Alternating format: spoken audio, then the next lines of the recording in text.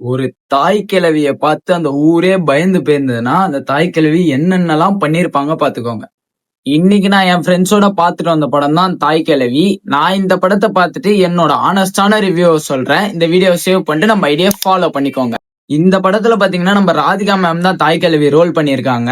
அவங்க பாத்தீங்கன்னா ஊர்ல எல்லாருக்கும் வட்டிக்கு காசு கொடுத்து வட்டிக்கு விட்டுட்டு இருந்தாங்க. வட்டிக்கு விட்டு ஒரு மாதிரி கெத்தா திமிரா சுத்திக்கிட்டு இருப்பாங்க ஊர்ல. ஒரு நாள் பாத்தீங்கன்னா அவங்களுக்கு உடம்பு சரியில்லாம போயிடுது.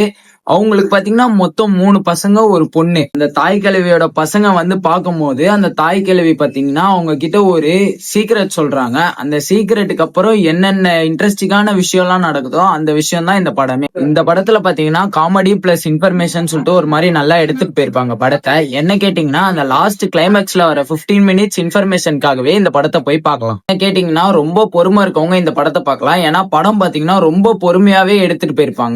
இந்த மாதிரியான தாய் கிழவி உங்க வீட்லயே இருக்காங்களான்னு சொல்லிட்டு மறக்காம கமெண்ட் செக்ஷன்ல ஷேர் பண்ணிட்டு போங்க.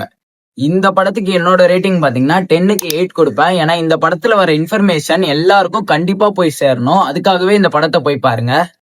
மறக்காம இந்த மூவிய உங்க ஃப்ரெண்ட்ஸ் அண்ட் ஃபேமிலிக்கு ஷேர் பண்ணி விடுங்க. அப்புறம் அடுத்த மூவில பார்க்கலாம்.